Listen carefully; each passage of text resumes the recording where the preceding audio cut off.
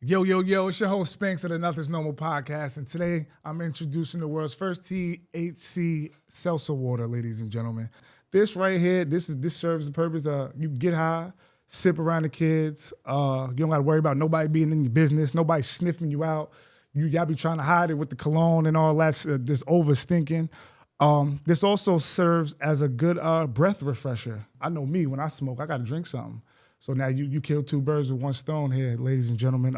My personal favorite, I like this mango joint. You know, I'm from the tropics. I'm a tropical brother. And listen, I'm 200 pounds plus. I could chug down some beer. One of these, I'm fried, died, laid to the side, ladies and gentlemen. So don't forget, over here, Nothing's Normal, we are under the Polymath Network. So, of course, you get a discount by using promo code POLY20. Don't worry, if you're having trouble with the spelling, I got you. POLY, the number 20. Promo code, get you a discount. Also, kids, stay in school. If you're not 21, go get your Gatorade. Legally highest seltzer water, ladies and gentlemen. Enjoy.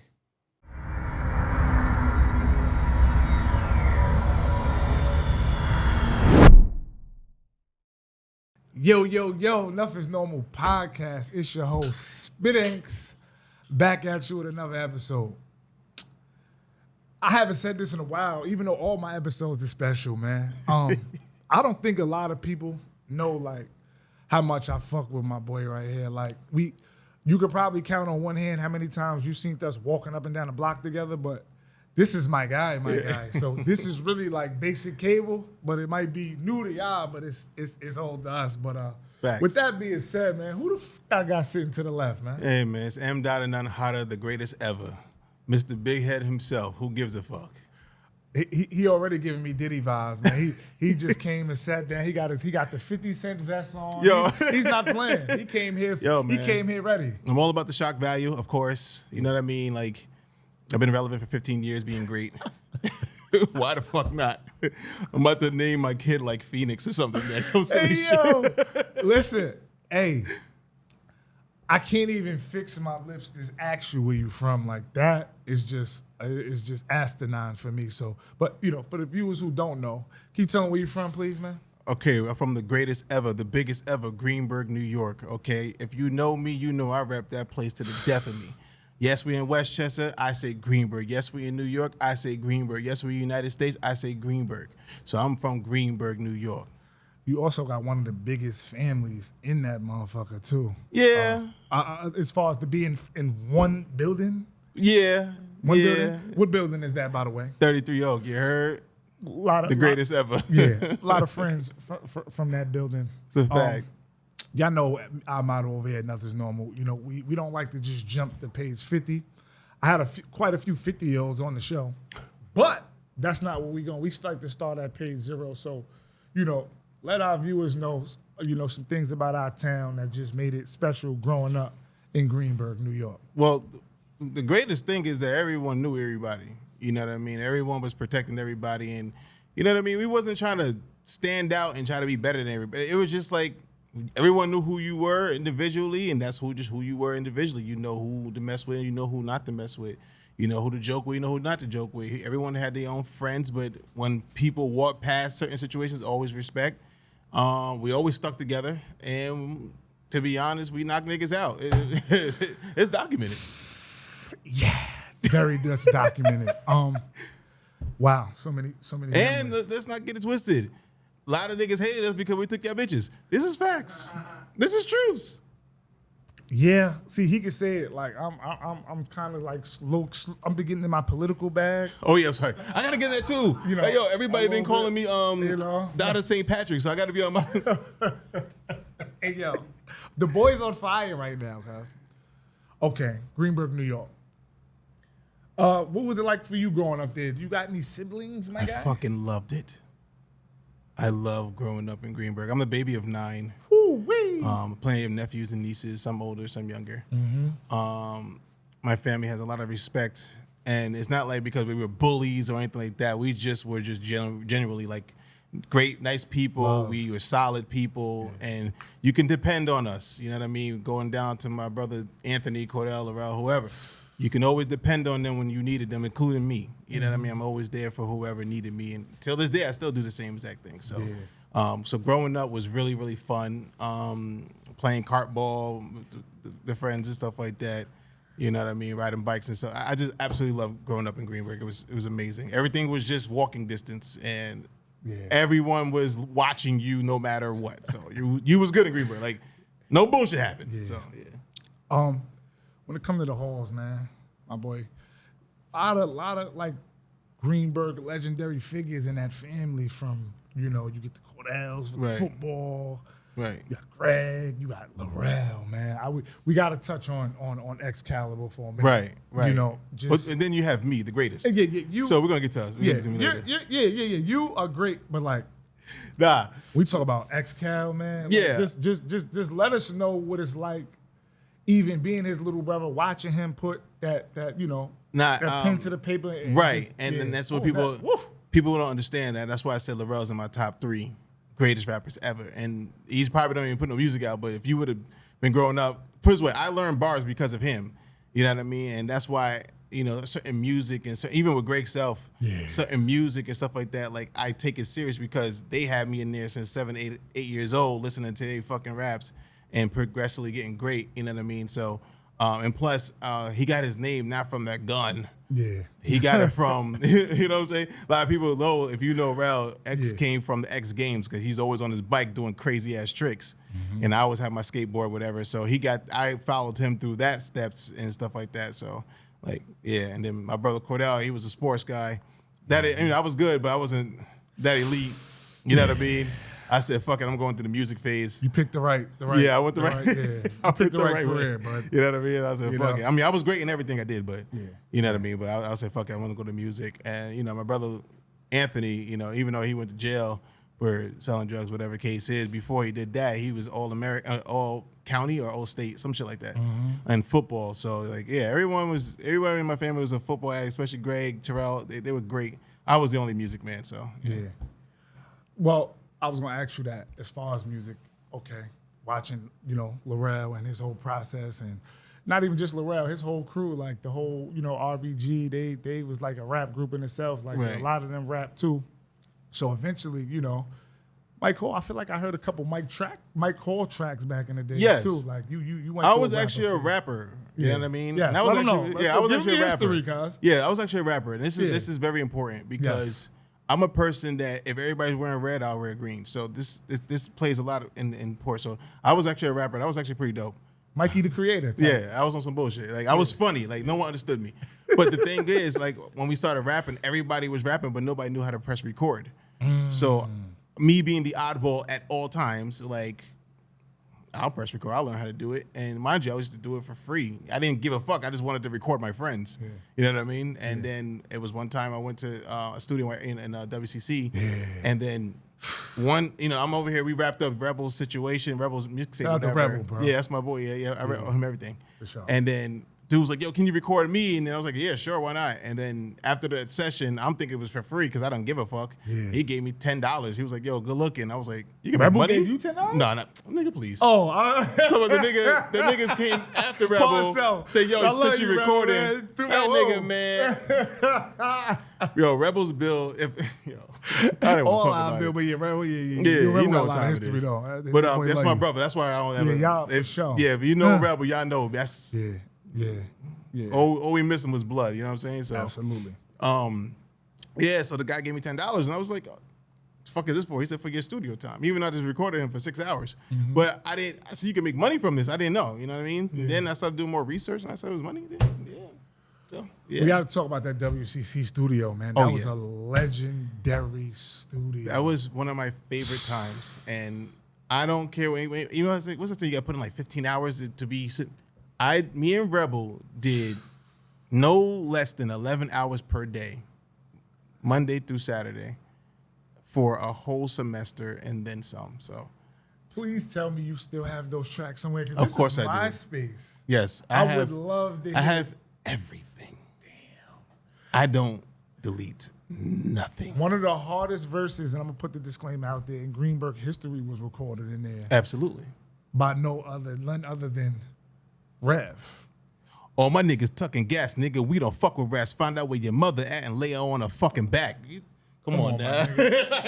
I know my niggas, you know what I'm saying? Bro, he said the hardest line in the world, and this was probably back in like 06, 07. Yes. I don't even want to say the line because I really don't want to offend nobody. You know, it's a very touchy topic, but and it's not even a laughing matter. It was just, like I said, I'm a student of hip hop, especially our area. So even when I wasn't around, I heard the tracks from when I was around, when I wasn't around. Rev. Yeah, I think it was the 10 Hut freestyle. 10 Hut, yeah. The 10 Hut. But hold on. Jackie. There was another. Oh, there was another rapper that was probably the greatest rapper that ever came out of that studio. Who's that? My man No Code, aka Mike Cole. Oh yeah, but see, absolutely.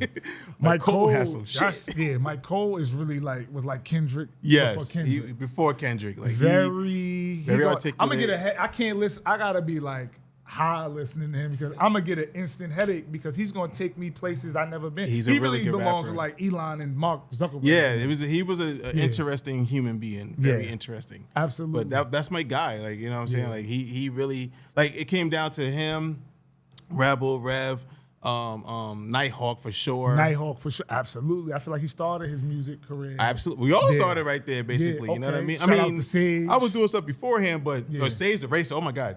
Come on, man. He was with me from the jump of every single thing. That guy, I owe him life. You know what I mean? Like, that's my man's right there. He really, when I was learning, he was my test dummy. So he had raps, I recorded. We used to, yo, Mike, can you try this? He's the reason why I got creative because he used to be like, yo, can you do this? And I'm just like, I don't know, let's try it out. We'll sit there in the studio for hours trying to figure out one sound. Yeah. And I will use it for everybody else. And I owe him everything when it comes to this music. I made hits in WCC. Oh, yeah, bro. very much so, yeah. It's another person. I don't want to speak on him, but it was a lot of legendary. Yeah, I can't speak on him. His verse was so fire. I'm almost so upset that I can't say his name. Why? I'm trying to figure out who it is. Well, it's different moral codes, so it's like I can't. We'll talk about it afterwards. I really want to know. But I was the there. other one of the people on the Aunt Jackie freestyle. You see, I got my memory sharp. The guys will tell you, like, I remember that song. Who's on the Aunt Jackie freestyle? It was Rebel. Yeah, and another guy. And I believe Rev was on it. But I remember specifically, vaguely, Rev's 10 Hut freestyle because he was just hitting home. And just to be that young, we was like 17, 18 at the time. Yeah. And the shit he was rapping about I was like, but the thing is with Rev is like, you believed it. Yeah. You know what I'm saying? Like, well, we know him. No, yeah, we know him. Like, but when we presented to people, it was like, I was like, no, this is real stuff. The bar that he said, though, it was just crazy. We lost, rest in peace, Lethos. We lost him. And the ball just hit. The ball just hit. So WCC is very important. We talk about you always been an entertainer, man. Since P&A, man. I remember that legendary picture of you and your P&A guys, y'all posing and all that, like y'all bad boy. Like, y'all been doing this shit, bro. And it was so crazy. P&A was formed by only the popular kids in school. You know what I mean? Yeah. Like, it was no slouches in there. You know what I mean? Like, y'all was all over the place. We was all over the place. You know what I mean? That was annoying. I used to clash with y'all all the time. Like, y'all was that though. Yeah, P&A was a fun little move in high school. It carried out to college, and then everyone grown up and grew up and did their own thing. You know what I'm saying? But we still keep in contact today. Like, for instance, the female, and I do work with her. Yeah, you know what I mean. You know what I'm saying? Like, sure. I don't want to say nigga. No. We gonna keep it. Yeah. You know how people get this to be the sound bite. Yeah. I ain't got time. Leave me alone, man. I don't want no song. I just want a podcast. We just going through history. That's my friend for real, though. I love her to death. Absolutely. Like, anytime I needed her, she always there. Every time she ever needed me, I'm always there. That's my friend. So, and then Justin the same way. Me and Justin did so much. Nighthawk, I said Justin. Yeah. Nighthawk, we did a lot of things, musically, and we brought it to places that I didn't think it can even go, so. I actually need all our mixtapes because we all dropped. You had like a whole fucking. You really did it. You had a whole label. Jerry dropped everything. Excuse me, Rebel. Yeah, so I'm saying we got it. These are my friends. It's hard. Nighthawk dropped. Sage dropped. I dropped. Like that shit was like wham, wham, wham. The Esplanade. And guess what? I recorded all y'all niggas. You did. You know what I'm saying? And he was the cheapest engineer in engineer history. I used to get this nigga a dime bag of weed every day. That's and we banged out 12 joints. So you got to think. Yo, just keep me high, man. 6s. At the time, I don't smoke no more. Yeah, now he's Yeah, at the time I was just like, just make sure you come with some weed, whole man. mixtape, guys. Tape done. I don't give a shit. That was but that's the legendary thing. But the shit, thing too. is also because I fuck with you. You know what I'm saying? For Like sure, you the bro. anybody from Greenberg, who like I call you my friend, like. I'm not here to steal from you. I'm here to see you be great. Like I am literally the biggest cheerleader from my friends. Yes. Okay, I don't give a fuck what you do. If you got your heart in it, my heart is with you. Yeah. And I'm gonna cheerlead. You can go, oh, Mike is dick riding pause. Nah. Yeah, that's my nigga. I don't give a fuck. I'm the loudest in the room when it comes to my friends. I don't care. That's the problem with us now. Like we feel like everything. We almost hate on our friends because we think everything is dick riding. Man, That's please. weird. I don't give a I fuck. don't chill with flunkies. My niggas is them niggas. I'm gonna tell you a quick story. This is a guy, honest truth, right? So 21 Grams, I did their album, like I did all their albums, and lot of history. And then I also taught them how to perform. You know what I mean? So now they starting to like go to showcases, and they're winning showcases after one. See, I'm a number one nigga. That's what people gotta understand. I'm not a loser. Yeah. So when they're going to these showcases, mind you, I'm front row yelling out the lyrics, I'm loud, okay? I'm ridiculous. Personality, sure. And then there was this one time Rock Nation was hosting it, right? And everyone was dead in there, you know what I mean? You got the Rock Nation people over there waiting to hear some. So I said, yo, this shit is fucking dead. I said, Larry, I'll be right back. He said, what you done do? I said, I'll be right back. I go and grab the microphone and hype the entire crowd up. Yeah, that's your thing. Yup, and everyone going. They clapping for 21 Grams. As soon as I leave, they go, where are you going? This is your party? I said, no. I was just chilling in for my friends real quick. We out of here. Yeah. Got them a fucking meeting at Rock Nation for that. That's dope. Which brings me into my next question, man. Let's talk about raps and receipts. Woo. That was a big run too. You had a big run with that in the Galleria Mall, and for me, it just hit so much. Pause, no freaky. No. It hit because, like, I grew up with you. You a year older than me, so like I feel like our generation period, we grew up fast. Like we really was chilling with grown folks. Grown folks at age kids. 18. Yeah. So very much so. Mikey's having an event at the Galleria. Like I remember. But before we in the even get Galleria. there, That's crazy. Before we even get there, we got to see how we got there. So back in 2014, 15, I was an engineer, and again, the person I told you who deaded me is behind everything I do today. Really?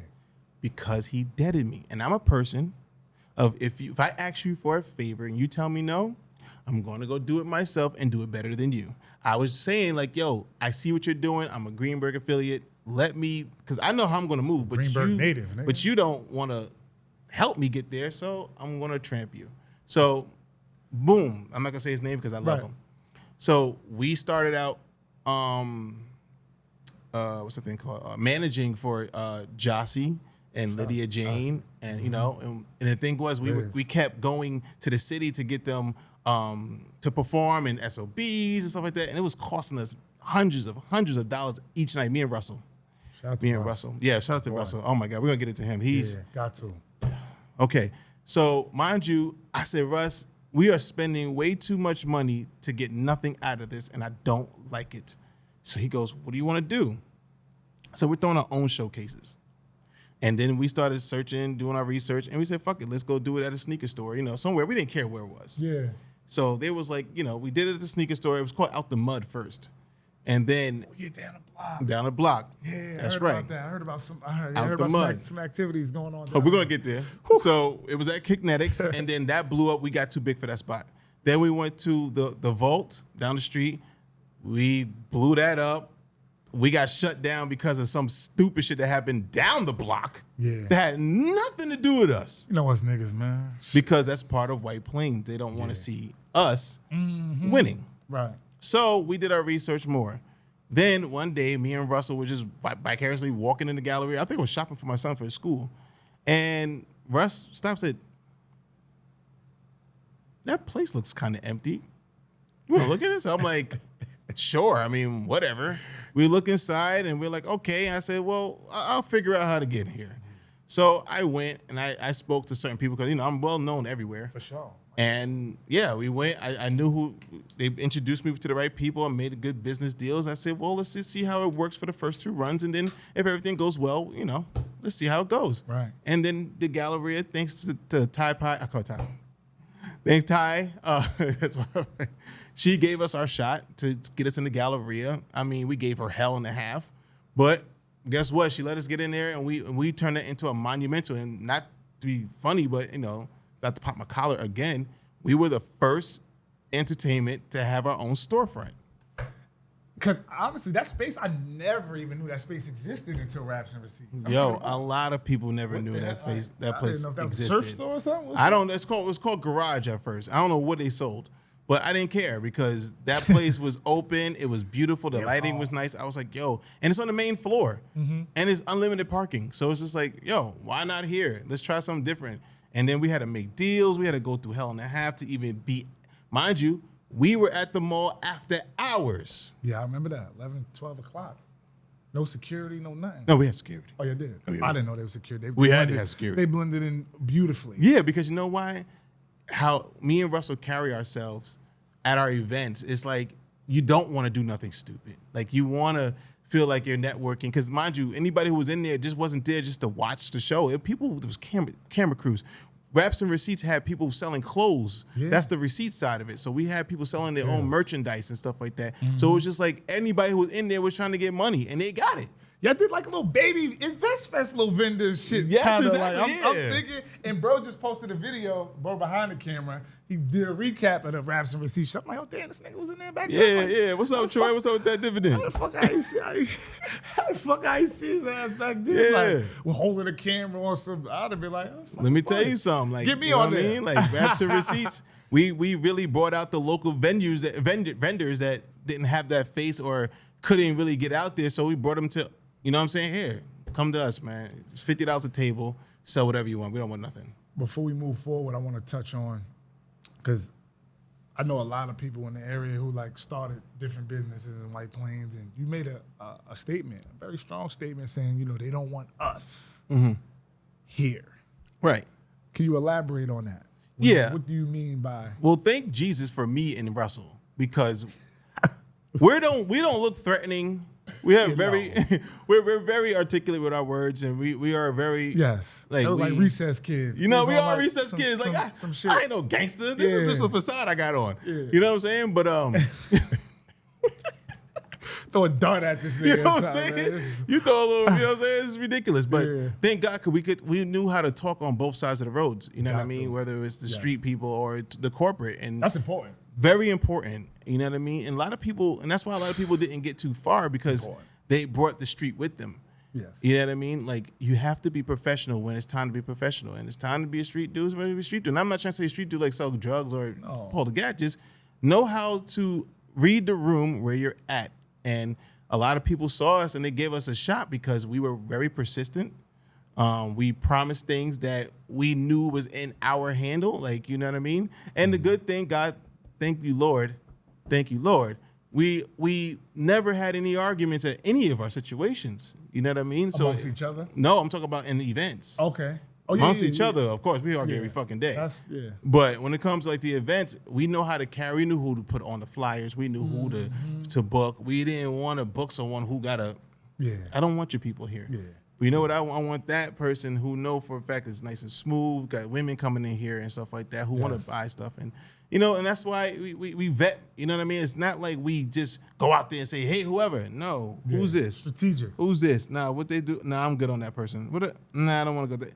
We vet everybody else, because if you see how we do things, it's a reason why we pick certain people to do certain things. So that's important. That's very important. You touched on a lot of key points, mannerisms. Yeah. We got this big thing, talking white, and putting the ER on the words that spell with the ER. I'm not talking white. You got to be able to adapt, man. If you can't adapt, you're going to be stuck in a bubble. How you going to elevate if you only know one way? That's a fact. And then I know too many ways. Like, it's okay to talk to yourself. Yes. I swear to God, I got far because I talked to myself too much. Really? Oh, absolutely. So just at home, I just have full So, interviews. Michael, I think I'm going to wear this today. I swear to God. That's me. I talk to myself all day. I talk to myself. You ever thought about being like a bidder? Like, the people who read out the such and such going for 10 and 1,000. No. I can't. The thing is, I don't read well. I can see you doing some shit. Nah. Okay. But yeah, go ahead. Like you said, when you say us, because I know a lot of other business owners that said the same thing. I mean, like I said, we all know White Plains is primarily ran by a lot of Italians own these buildings. So I feel like they let us, promote it and do our thing. But once we about to get to that plateau where it's like, okay, we start talking about ownership, that's when it's like, but that's why you have to back up. It all comes down to research. You got to know who you're talking to and how they talk to you. You know what I mean? Like, thank God we met the guy who let us run the Coliseum. Like, he doesn't talk to me like a bit. Like, it's weird how I explain him to other people who do business with him. They like, what? He talks to me as if we're family. Yeah, energy, man. You know what I mean? Because he goes, Michael, your crowd is beautiful. And every time I ask him for like, yo, I need this, I need that, whatever it's money, whatever you want, you got. Really? So it's like that. That's tough. Yeah, I have deals that no one can ever get because of how I carry myself, what I promise, and what I bring. Right. When you create leverage, because I'm a leverage guy. I love leverage. That's my best friend in the world. Run the world. Leverage. Yeah. Life. Because nobody wants to hear, well, I'll go elsewhere.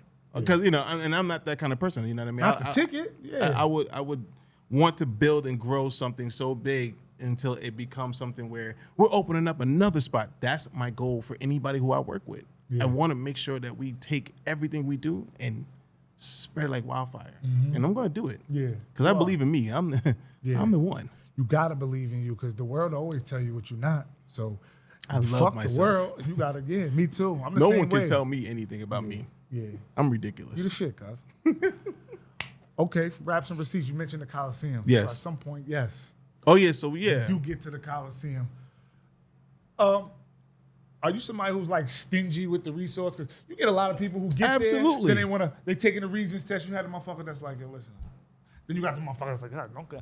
So my next question is, for the next young black, because we're going to get into the Coliseum as far as everything, but even get in a place like the Coliseum, because I know a lot of party promoters that got duck hunted trying to get in the Coliseum. They shooting them right down. Like, Correct. So, what's that process like, even presenting your vision or even getting to the man? How do you even get in there? You can just call up Coliseum and say, listen, I'm thinking about throwing a party. It's impossible. This guy is like Ghost for real. Like, if you don't know who Ghost is, then you just won't meet him. Yeah. But, for real. Like, I had to go through fucking hell and a half to get this shit. I don't want to give out how I got there because I don't want you going that well. Yeah, to see. You know what I'm saying? It's the motherfucker covering his paper. Because, I'm not mad at him, though. No, I do cover my paper. He said it. Yeah. I cover my paper. Only reason why I cover my paper because I don't want to be the reason why you fuck something up and you say, oh, you introduced me to that person.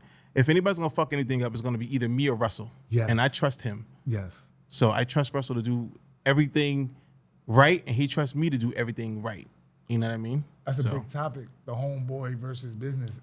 Oh, yeah. Family, we can't. And the good thing, too, and this is, I love Rebel.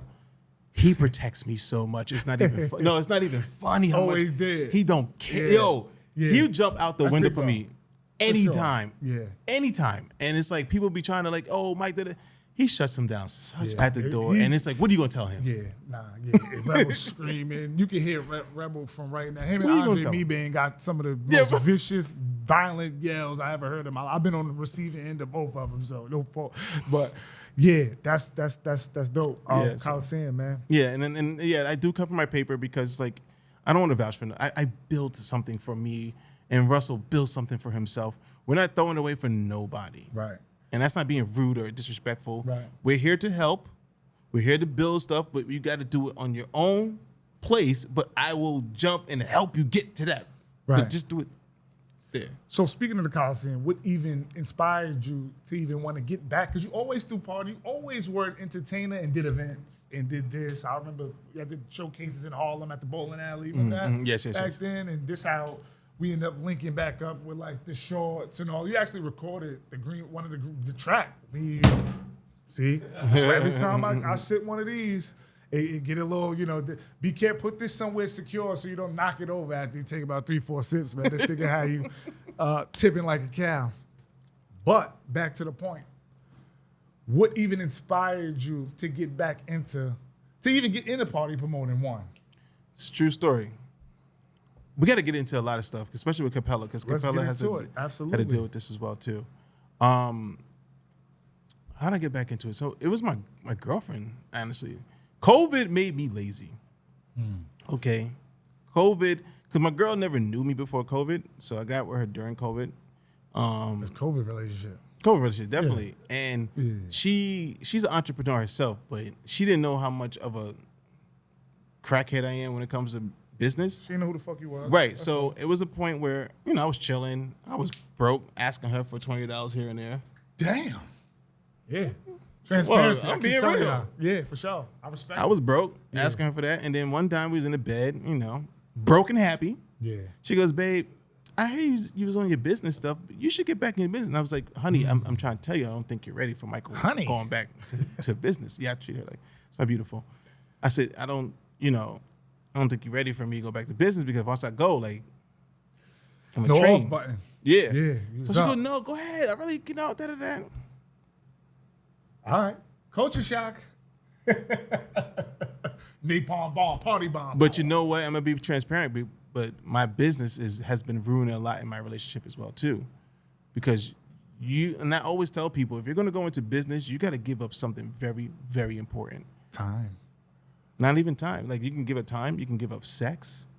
If you stop having sex for like 3 months, you know how much you get accomplished? Yeah. You got to give up something very, very important. Because that important, it will make you, like, you know what I mean? And it's not like I gave up because I put her with my business. Of course. But she really wants me at times where it's like, oh, can we just be, I'm just like, we don't got time. I understand. And it's your fault. This is what you wanted. This is your fault. Yeah. And I mean, it comes with, the benefits and the leisures of life. I mean, life is expensive. Inflation's going on. I know. Watch Market Mondays if you want to get, the details on how fucked up the world is financially.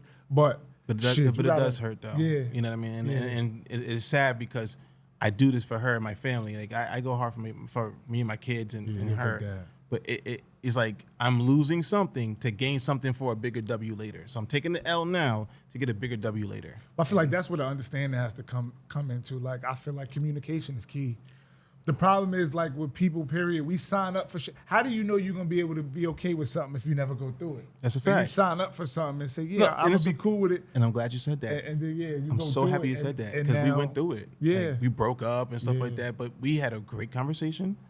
And we learned that space, not in the sense of go fuck somebody or space, yes. Just, I don't need to see you this week. Yeah. Let me focus. I don't need to. I got things. Oh, yo, the fact that we gave each other space, I've never been this much happy. What sign are you?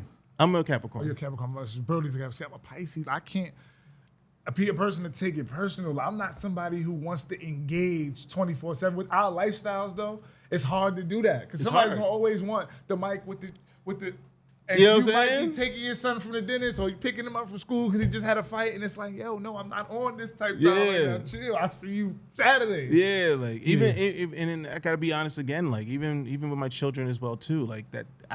Sometimes it takes me away from them, and everyone knows I'm all about my kids. I fucking love my children. Yes, you are a Mr. Mom. Yeah, I am Mr. Mom. You are a Mr. Mom. Yeah, like sure. You know what I mean. And I love my fucking children, but it's like sometimes I be losing focus of being a dad because I have so much I be wanting to do to make sure they're good. Right. And it's like, well, can we go fishing? Oh, well, that Sunday I have to go do. And it's like. Yes. You still skip my question, though. Go ahead. I'm sorry. Go ahead. No, you didn't skip it, but it's like. We veered off. Okay, so you got back in business. Yes. What made you say Coliseum? That's not like a typical nigga spot. Niggas just say, niggas might start off, I'm going to throw something at the center. No, it was I a might road. hit Slater. No, Coliseum. What, straight Coliseum? What do you think you in? Nah, this Coliseum was not straight Coliseum. Coliseum took 4 years, since 2016. See, we didn't know that. Yeah. Like I told you, the person that yes, that person. He was the block. So even back to that, you asked him for a favor. His no was probably the biggest favor that he could have did. That's why I said thank you. Because now you did it on your own. I did it on my own, and I learned this individual don't even throw parties no more. So now it wouldn't even. That be God sometimes. So that's now, why I be thanking him. I be thanking him you all can the time. make him feel it. Yeah, but it's like. But no, when I see each other, it's always love. But I was like, yo, bro, if you would have just took me there, like we could have. You would have definitely been somebody way. Yes, and I think that's a big problem in our culture. Like we won't want to fuck with a motherfucker with the fear that they might elevate past us, not knowing. Look at Wayne and Drake. Drake is where he's at, but Wayne, bro. Baby. That's why I would love to have someone young, ready to do something, but it's like that trust we have to build is going to be, because I don't want to just vouch for anyone, because I really, really, like, it was so hard keeping things clean for 15 years. Yeah. 15 years with nothing but love. I can go in any hood and chill because I get love everywhere. You did. You do. You know what I mean? So, yeah, man. It's fucked up in our community. Is like that. Like a lot of us be into the same things at different ages, and you don't get that helping hand a lot of times because of, I mean, look at Jordan and LeBron. It's always the public plays a part in it. It with does. The comparisons, like, oh, this party was better than this one. His shit is way better than his shit. But I think as the person at the root of what's being consumed, you got to be bigger than that. The world is going to talk. Oh, man. yeah, they're going to talk. We got to have our overstanding of where we stand at. That's a They're going fact. to always put us against each other, but we got to know. And I just don't feel like a lot of entrepreneurs are strong like that. They turn everything into competition. And then that's the problem. And I don't want to bring up the other competition, but we was having battles with people having parties this summer too, and everybody was like, "Well, Mike, they're doing it like you. They did it." Man, and I hope they succeed, and I hope they do great, and I hope they do. If they want to call me and ask me for any kind of advice, I'll give it to them. Mm-hmm. You know what I mean? But guess what? I have to focus on me. If I lose, me paying attention to what the next person does makes me lose focus on my business, and I refuse to ever lose focus on anything I put together. Yeah, on fire. You know what I mean? Like, I am number one. So the way I gotta stay number one is to focus on me. You know what I mean? What was your first event at the Coliseum? When was it? Actually, the first event was Love Language. Love Language. And we did it on the Thanksgiving Eve. Of what year? 2022. Last year. So from 2016, it's been a 2016 process. To get in there. A 6-year process. Mm-hmm. Wow. That's dope. That's dope. And guess what? And the reason it took 6 years, well, that's not the reason why it took 6 years, but thank God we did that 6-year run, because our name was so clean that the guy just wanted to work with us. Yeah. He's like, I heard great things about you. I heard there's no problems with you. You heard you're stellar. You're a solid guy. You know, we want to do good business with you. How we do? Thank God we didn't come in there just early. Yeah. I'm glad we built what we built, because now we get to talk the way we talk, and we knew business. Yeah. We knew numbers. We knew what we wanted, and it worked out perfect for us. And I'm glad we took that 6-year stint, and we got red carpeted in. And that's where you gotta shout out the growth. That time when you said, you was broke and you was trying to figure it out. Mm-hmm. You was ready, because you might have got the Coliseum in 2016. It might have not been ready for the Coliseum. I wasn't. I never knew how brolic the Coliseum was. Mind you, 2016 to 2022, 2022 was the first time I've ever been in the Coliseum. Right. Like, the Love Language was the first time ever. I said, bro, this place is fucking huge. Yeah, it's nice. What am I supposed to do? Yeah. We had to figure things out. You know, take a lot of L's, and luckily we didn't take no crazy L's. Like, we really are doing pretty well. So, yeah. When Mikey decides to throw an event, what's a part of his process as far as promotion, without giving the secrets? I don't want the Krabby Patty recipe or none of that other crazy shit. I know how people get like, oh, I can't tell. But, what are some things I'll give that you go in mind when I'll give you the hot sauce. As far as the title, because you got you got series of different parties that you throw, and it's a different tailored crowd for what event it is. Like, I'm not going to say on camera what my favorite series is, Everybody knows what favorite series, what's the best series is right now. Promotional, what's the process? The process of throwing a party? In the Coliseum. In the Coliseum. It's different. The best thing to do is to make sure you pick a date that nothing is happening. And then give yourself time. Don't say, oh, party next week or 2 weeks. No. Make it to the point that this is WrestleMania. Mm-hmm. Shout out to Marquise. Okay. Make sure this is WrestleMania. Because if you look at how I structure my parties, I always do them time length out, because I don't want no excuses. My thing is, I always do. Me and Russell have done things to a point where if you ask the day of, you're going to get a no, because now you're disrespecting our marketing. Mm-hmm. We gave out free tickets. We give out $10 tickets. Yes. We give out $20 tickets. So if you don't want to catch those ticket sales between the time of start to the month that we give out, and you come to the door talking about, yo, Mike, can I get a no? Because now you're being disrespectful to me and my marketing skill. Yes.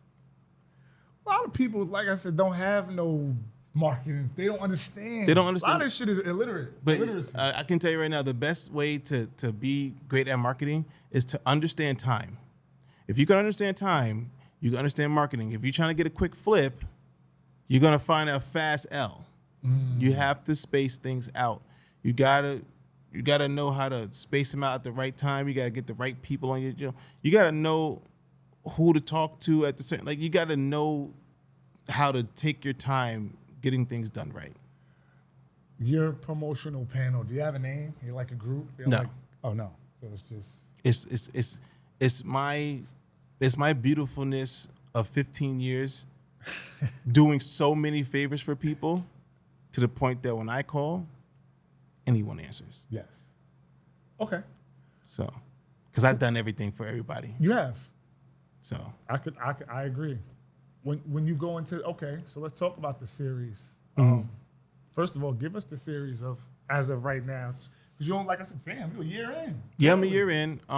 We have 3 series. Me and Russell own the series. Okay, so if you know.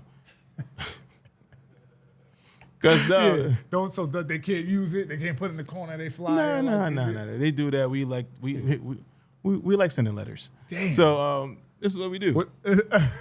We love that letter shit. Disclosure. Yeah, love it. Yes. You know what I mean? But the greatest thing about it is that because we're all, because people keep thinking that me and Russell don't work together. Like, no, we work together all the time.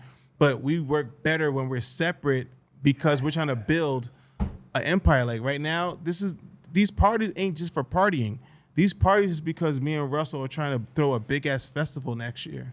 So we're trying to get the right amount of people, right amount of emails, right? So when we're ready to do the blast for the big ass festival we want to do next year, it's already in play. You know what I mean? So we have a whole fucking mailing list just waiting to see what we have coming up next year.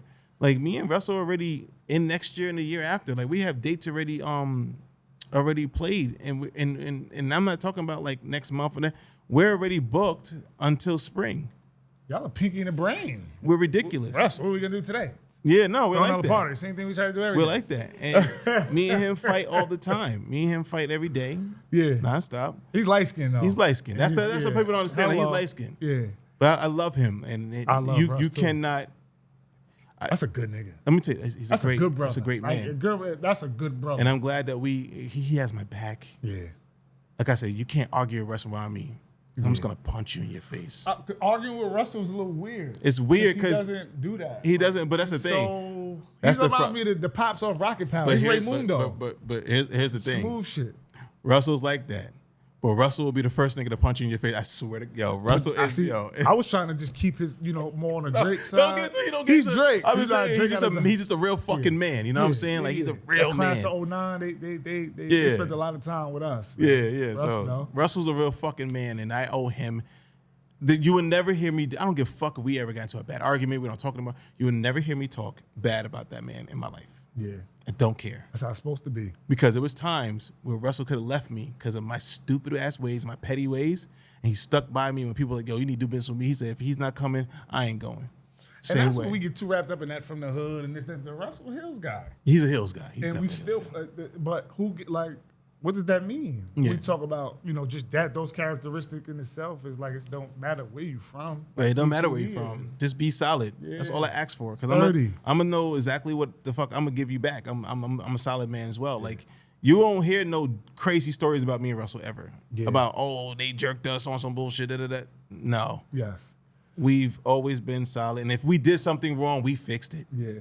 That's humans. Yeah. We're not always supposed to agree. I don't know who y'all cool with where just everything you say goes. I don't want those type of people. I'm running because y'all gonna line me the fuck up one day. Y'all gonna line me?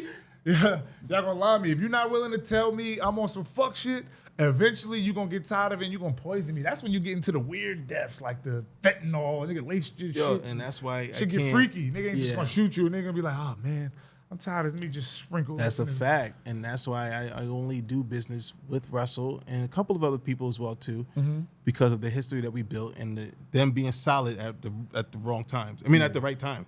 Yeah. When they could have went this way, they stayed 10 toes down. But we have this weird especially amongst men, like we think because we are brothers that we have to think alike and do things alike. That makes no sense to me. That's why when you said we work better alone or better separately, I think a lot of shit is everybody, even if you in business with people, you should still have your own business that you can run. Because I might not agree with his idea, he might not agree with mine. We shouldn't be forced to merge the ideas. There's only so much compromise. Like, okay, I'd rather you do it this way. And everybody got different reach. Russell got a fan base. You got a fan base. There might be people who don't like you that like him and don't like him that like you, and they all showing up. They all showing up. And that's another thing. Speaking of that, too, and at my parties, mind you, I just don't have Greenberg. And I have so many several hoods. Absolutely. In one place having a great time. Dangerous motherfucker. Dangerous. Too. I know, yo. The reals of the reals being there. And they shirt off, baby oil. Yeah. And they're like fucking D'Angelo. You know what I'm fresh saying? home off. Yeah, man. But they having Freaky. a great time. You know what I mean? It's But love. we work. I mean, we work, don't get it twisted. When we work together, we're fucking powerhouse. We're a powerhouse. But we work pretty great when we're by ourselves because we grew ourselves. Like for instance, like Russell's the reason why I'm where I'm at. Vice versa. Yes. Because we fell together. We got rich together. We got money together. Go we ahead. got broke. Yeah. We got broke together. We got a lot of things together, and we know we can trust each other. And even if you see it, like even though I do my events, Russell's working my event, and he does it for free. Duh. Why the fuck? Come on, man. And then when he does his events, I'm working his events. Like, oh, what do you need? Don't worry, I got it. I'll do the door. If I'm on a bench and he score, I'm not supposed to clap. What the fuck? You feel me? Like, I'm his biggest cheerleader. Yeah, that's a fact. When you get into these series, who comes up with these names? First of all, give us the series. You already told us all of them. No, not all of them. I made up Culture Shock and I made up One Night Stand. Wow. Okay, I found this on the web. See, he set Siri off. Yes, I did Culture Shock and I made up One Night Stand. He did Love Language. What was your thought process? One Night Stand, we that's self-explanatory. When you get into like even a theme, party themes. So So One Night Stand came from. I made the name, but it comes from me and Manop, Larry. So last year, I think it was last year, 2 years ago. Yeah. Shout out to my boy. Yeah, sure. 2 years ago, we was talking about, yo, man, we should throw a Freaknik party, whatever. And I was like, yeah, let's do it. I'm with it. Like, we just got to find a place. I don't want to do it outside because I hate bugs. This just be stinking. Yeah, that's what I'm saying. It's too hot. Ugh. And so we got to do it somewhere. We didn't know anything. Like, mind you, this is not Coliseum. We wasn't in Coliseum yet. Yeah. So I think this is when Mint Lounge just open. We was going to do it there. So I'm like, yo. So Larry's like, yo, we got to get it together. Mind you, left off. So now I'm doing my parties, and Larry like, yo, when you want to do this Freaknik shit? I said, whenever, bro. I said, matter of fact, I can't call it Freaknik because everyone just wants to call it that. Like, it's too cliche. It's too cliche. Yeah, it's not it's original. too cliche. Not original. So I was like, yo, we got to name it something so freaky that everybody know when they come there, it's time. It's time. Yeah. And we was going through names. We was going to shake something. We said Twitter. I said, nah, those are too generic. I need something crazy. I need something disgusting. Let's name it One Night Stand. You a radical like that. Like you wasn't a little nervous. One Night Stand could come off perverted. Well, One Night Stand. Exactly. I'm not a hoe. I ain't going to that. Oh, you a party. hoe that night. Yeah. They all One Night Stand. Yeah. And if you look at the packages, we got the condom packages and each other, the bottle package. Yeah, it's called the first package is called the Durex, which is for the semi ballers. Bro, that's tough. Yeah, and then even though niggas don't use condoms no more, but don't. That's besides the point. Then we got the Trojan, so it's for the same ball, and then we got the Royal Honey. Now, if you're on the Royal Honey, you know what time it is. I got a proper. The brother Mouzone handshake. Wow. So that's that. And Honey. then my girlfriend's actually doing the house drink of the night, and we call it Plan B. How much money have you spent on Plan Bs in your lifetime, you think? Only bought 2 Plan Bs because this person could not be pregnant. Ever in your life, 2 Plan Bs? Shit. Yeah, other than that, we gotta go see my mans. Man. Okay. So yeah. Back to the party, man. Plan B's $50, bro. That's a lot of money. Yeah, it is. Come on, bro. But, hey, man. Son, and my mom is a lot of money, even more money. They are, bro. Yeah. I don't want to talk about that. Yeah. But, at the end of the day, hold on, and we live. Yo, it's your host, Spit Inks, Nothing's Normal podcast. And I'm here introducing Righteous Felon Craft Jerky, ladies and gentlemen. It's an all-natural jerky, beef jerky, excellent source of protein, good for you gym heads like myself, good post-workout meal or snack, I should say. They got some cool names, too. Shout out to the Righteous Felon. You know, I know a lot of felons. I'm a felon myself, so this really hit different. My favorite would be the Teriyaki Balboa. If you know me, those are obvious reasons. My boys got the boxing gloves. We got the Maryland Monroe. Now, for those who've been to Maryland, you know what they're known for, good old crab seasoning. So we got the Maryland Monroe. And finally, I'm going to give y'all one more, the Soul Survivor. The Soul Survivor, Korean barbecue inspired. Tastes like rib tips. You won't know the difference. If you want to give these snacks a try, you head over to their website at righteousfelon.com.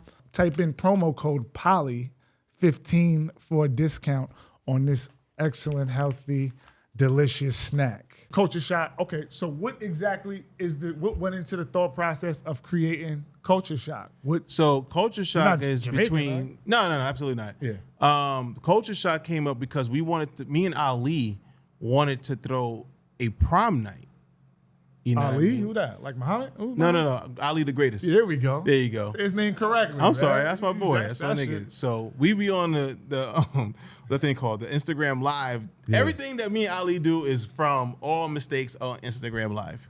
They You know didn't what want I to mean? fight y'all behind them lives, Nah. man. No cap. Yo, if he ready to tee off, you might be Wendell Williams. Yo, Fuck chill, Wendy Williams. chill. Man. It's Wendell Williams. Like, cuz don't be playing. But go ahead, cuz. Yeah. It is what it is. Yeah, for sure. You know what I mean? But yeah, we be on there, and we wanted to do a prom, and the prom came from, and I'm glad that you're here because you know you was, that's why I fuck with him. When you were back in high school and you went to prom by yourself or got stood up you was a fucking loser. Lemon, Okay, Lamo. I went to 4 or 5 proms, okay, and I had great times and I was looking dapper. For sure. So prom came about because I was honestly, it was my girlfriend. So, you know, I'm showing her my prom pictures like, that was a fly nigga, blah, blah, blah. She goes, yeah, I got stood up. I went with my friends. I was like, Oh.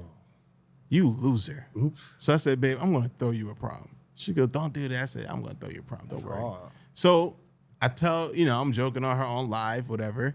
And then a lot of people on the live came up there, was like, yo, I never went to prom. I had a bad time. This is that. I'm like, is this real? Yeah. Me and Ali created another prom night. Another prom night we put out, we got scared because no tickets was going. So I said, yo, we got to scrap this idea for right now. And we got to build rapport. So the summer's coming up. What should we do? He's like, yo, we need to throw a fucking party that everybody can relate to. So I'm thinking like Love Language is already doing this thing. So we can't do R&B. So we can't do that. I'm not doing no hip hop shit. This is before One Night Stand. I said, yo, why don't we just do Caribbean? He was like, yo, that'll be perfect. Yeah. You know what I mean? Everyone wants to go to a fucking bashment party. Bobby And we said, Condas. what do you want to call it? And then I said, you got to give me some time. And then I came back and I was like, we're going to call it Culture Shock. Yeah.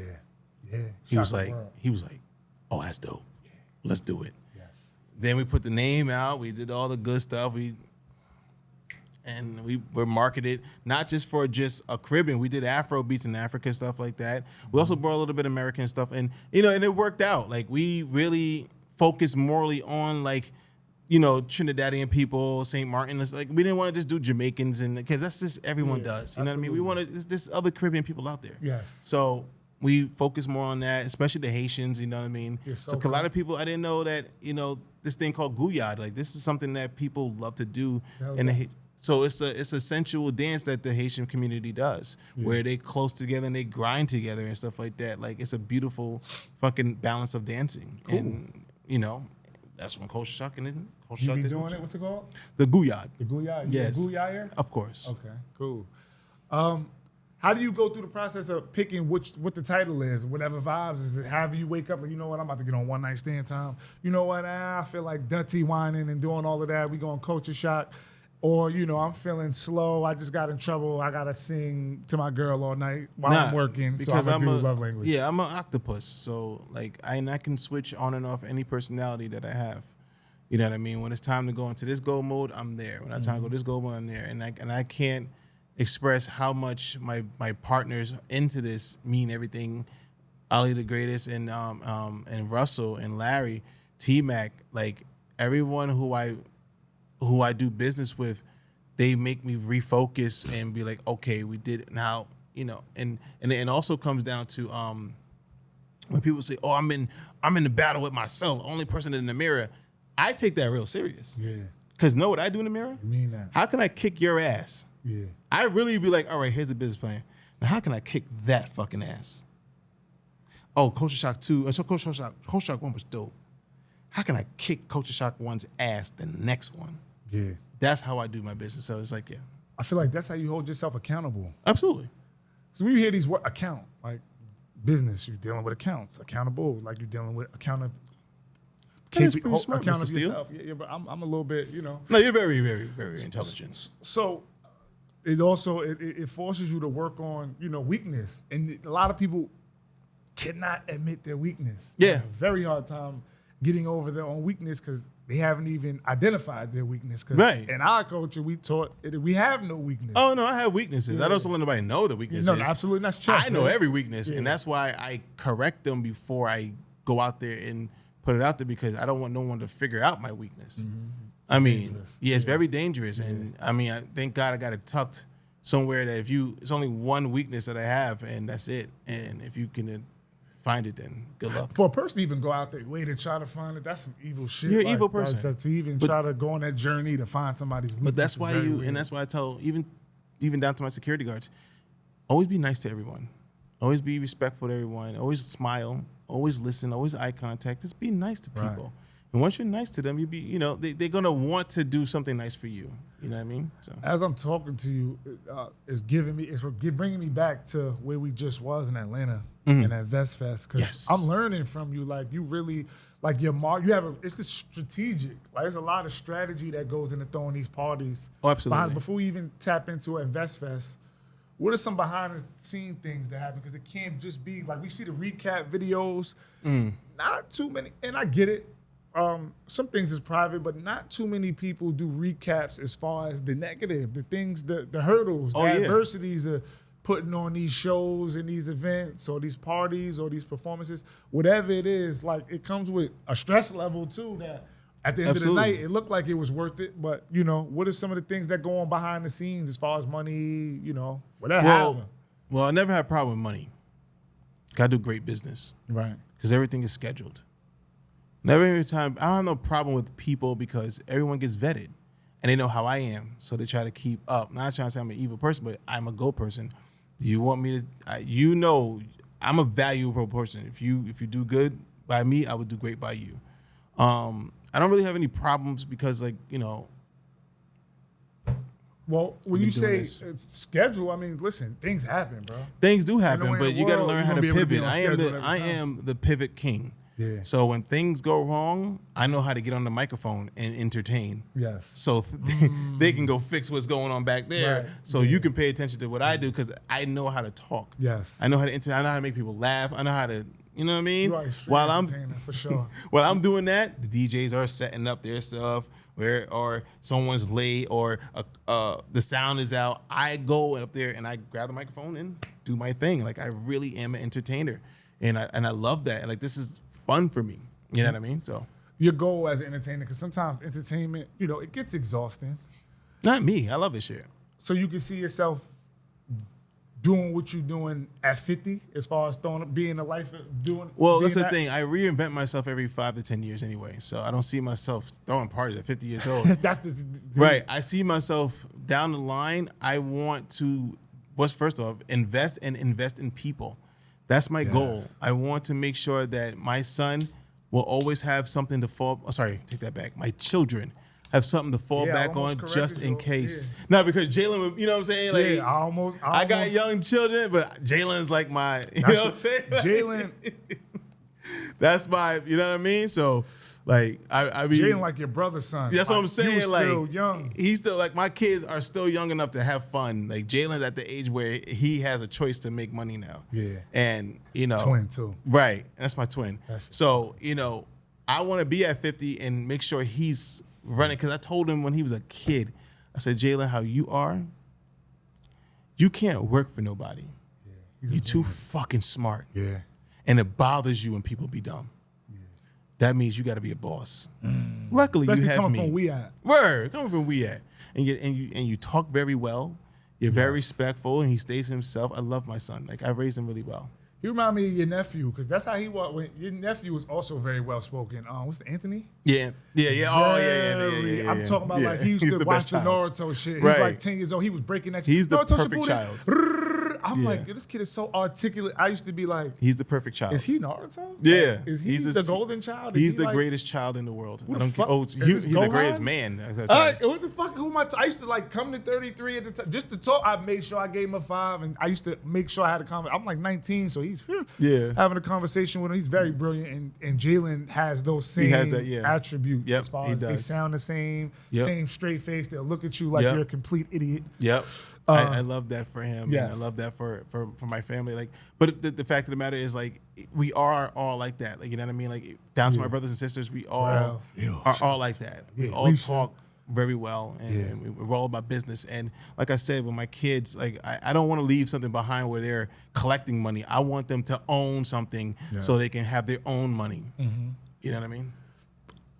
Talking to you, like I said, I'm learning like just different things about you, like that, you don't really get a chance to see maybe through the Instagram and stuff like that. Like, we was just at InvestFest, and we was just around that kind of energy and people breaking down these things the way you are now. Were you at InvestFest? I was clearly at InvestFest. Yo, that week was hell. So, mind you, I wasn't going to InvestFest, right? And I was at the last basketball game of the Ferris game. And I ran into Troy. And a lot of people don't understand, like, Troy, we're really, that's one guy who actually wants to see me win, but he jokes on me throughout I love that man, right? Yes. So he pulls me to the side. Mind you, he always makes sure he talks to me.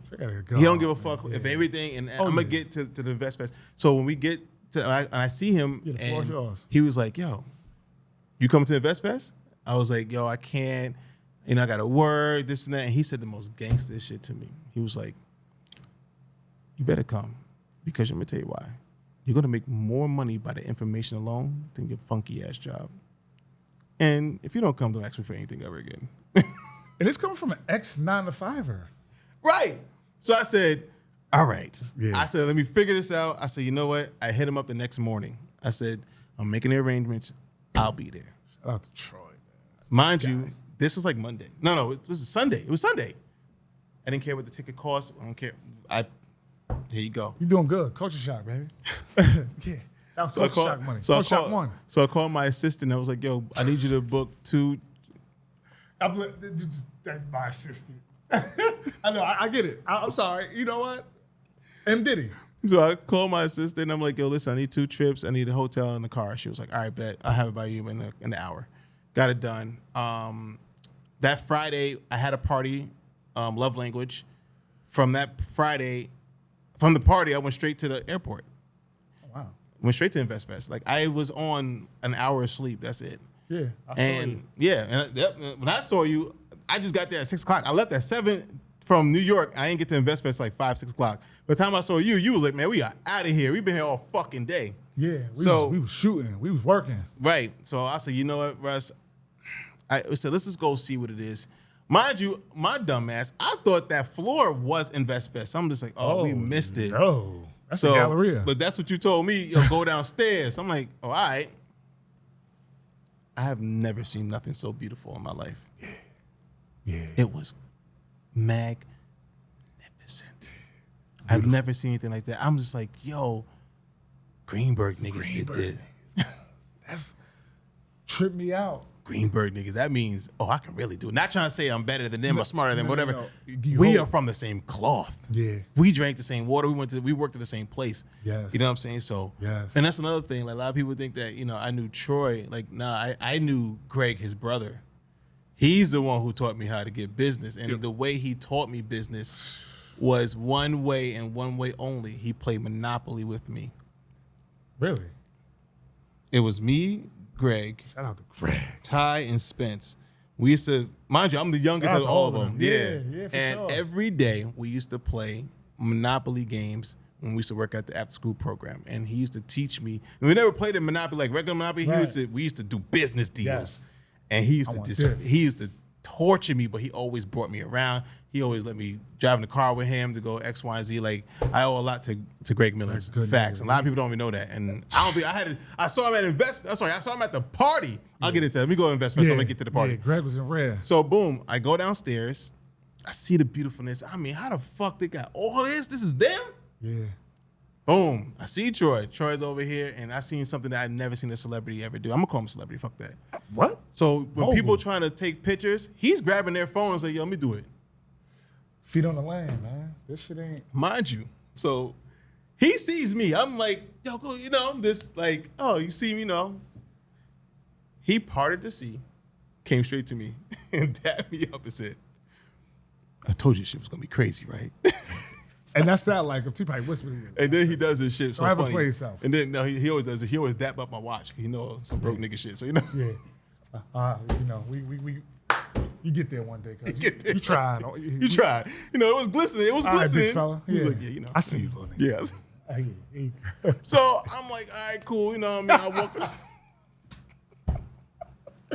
I'd have took that. Oh shit. No, but I like shit like that because, like, yo, I'm gonna get me one of those. Yeah, absolutely. That's why he did it. That's why. Oh, I hope he did it for that reason. I mean, that happens a lot though, because I'm pretty sure you go through it a little bit now. Sometimes it don't even be. The higher we grow, we make people indirectly uncomfortable.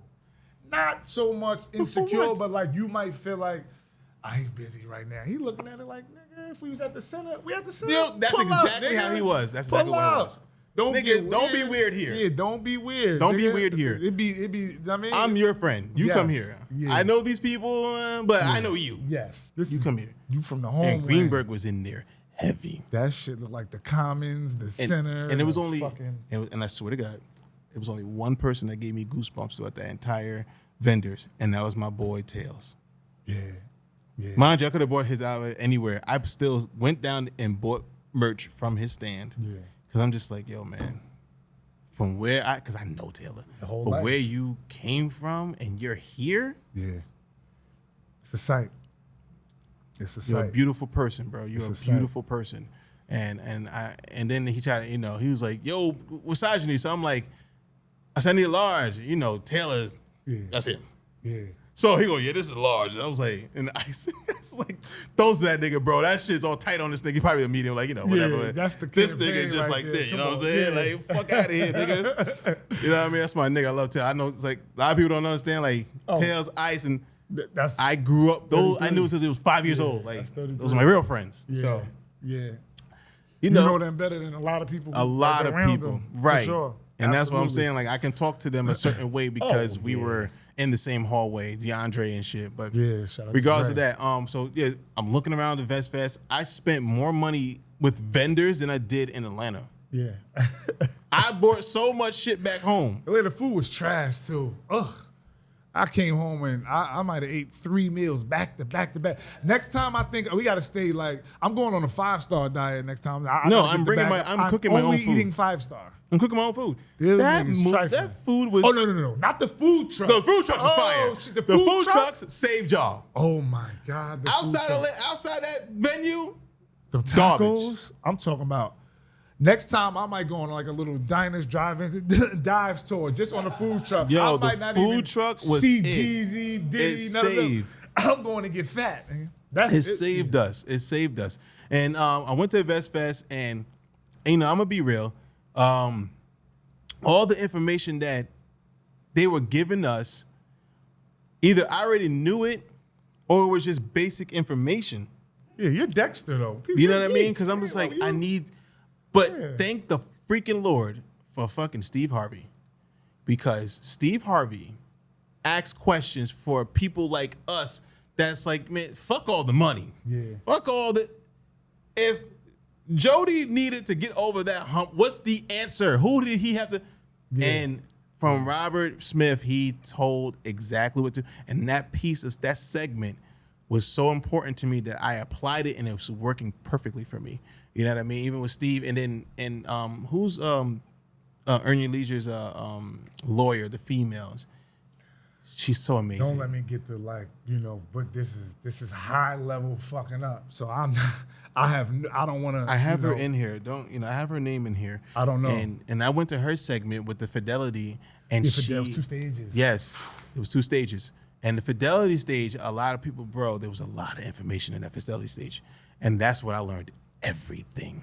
She broke down stuff.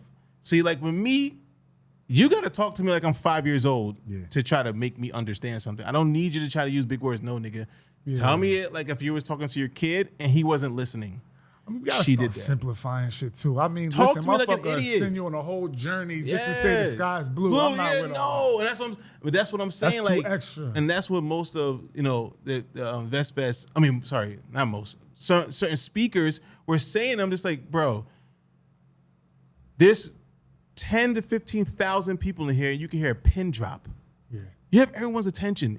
Give us the answer. Yeah. But the answer, they was giving us the right answers. Well, also, too, the game is to be sold, not told, baby boy. You're right. You're absolutely right. I'm not going to. They were giving us answers. You don't even want to tell us how you got to the Coliseum. You got them right. You got them right.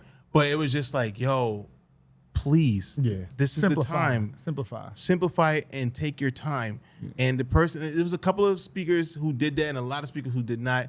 And I got to give it up to Robert Smith. He did an amazing job. Steve Harvey did an amazing job. Yeah. There's some other names on the other side that did amazing jobs on the Fidelity stage. The Fidelity stage really just changed my life. That was so enlightening. It was so great that I heard from people who are actually they up water to their neck. Absolutely. And they're giving us information that this is what you do, this is what you do, this is what you do. And what I got from this whole event was teamwork. Yeah. Don't be afraid to talk to people. Don't be afraid to rub shoulders. Don't be afraid to keep contact with certain people because you never know when you want to meet them. Yes. I met a lot of people down there that I didn't know I needed, who I keep in contact with every day. And I said, and me and Russell, we had I can't tell you what happened. I'll tell you after. Yeah. But we had a real situation outside near the food trucks that once we heard what we finally slapped us in the face for, we was like, yo, we finally know what to do now. Yeah, that's exactly what it was. And now we're doing a lot of motivation. I mean, because events like that, I've been seeing some of the backlash as far as like ticket prices and things of that nature. I mean, it was worth every penny. The finer things in life cost money. Yeah, it was worth. They should have did more money. To be honest, you can't get a Mercedes for the same price that you get a Honda. Right, it's not going to happen. Right. So we're dealing with people here. Some of the most successful business people in the world. Mm-hmm. People we would never get a chance to see unless we pay them. Right. You and I was there. I don't want to offend nobody, so I'm not even going to say how we got in there because you're going to have people like, damn, like, so look, we were there. We were there.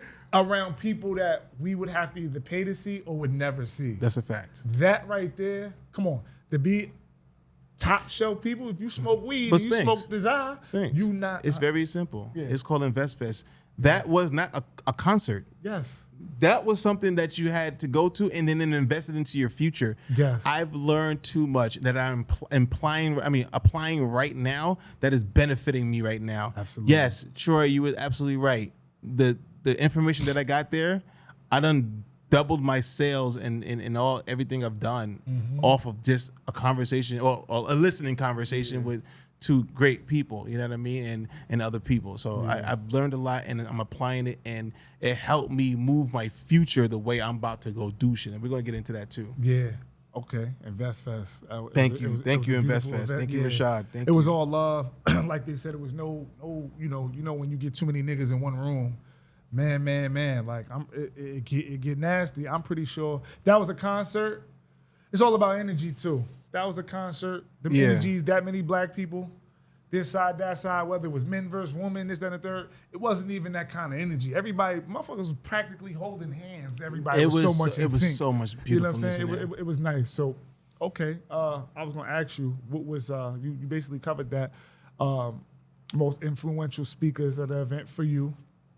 And something you took from InvestFest that you applied. Yeah. You never got just one point. Okay. I don't want this to be taken wrong. But if I don't say it this way, it's not gonna come out the way I want it to. You know what I'm saying? So Yeah. Shoot it straight. But No curveballs. My location, where I'm from, is holding me back. Not trying to say that, they want to keep grabbing me down. No. I have to take this love and greatness and bring it else places. Mm-hmm. I have to, because One Night Stand is amazing. Yeah. Why isn't it at Maryland? Why is it not in Jersey? Why is it not in Atlanta? Why is it not in Miami? So learning the stuff at InvestFest and learning from other people allowed me to now try to create a tour for One Night Stand.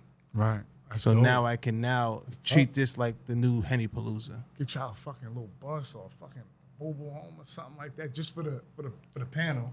And y'all fucking put the shit on the side. I can see that. So that's why I'm working on right East Coast now. up. I'm trying to now put together a tour for One Night Stand. Should do like a week tour because it's a one night stand. Yeah. So do a party every night. Well, city. yeah, so I'm gonna do it, but it's gonna be a contingent situation where, tough. If I sell out, 2 weeks prior, I'm gonna try to open up another date the next day. Mm-hmm. So now you get a 2-night stand. Right. That's tough. That's tough. Double back. That's when you really gonna need the Plan B package. Man. Exactly. So yeah, Twice. we're gonna try to do that. You know what I mean? Because it's working. You know what I mean? Like, it's a lot to put into it, but it's working. What's next for?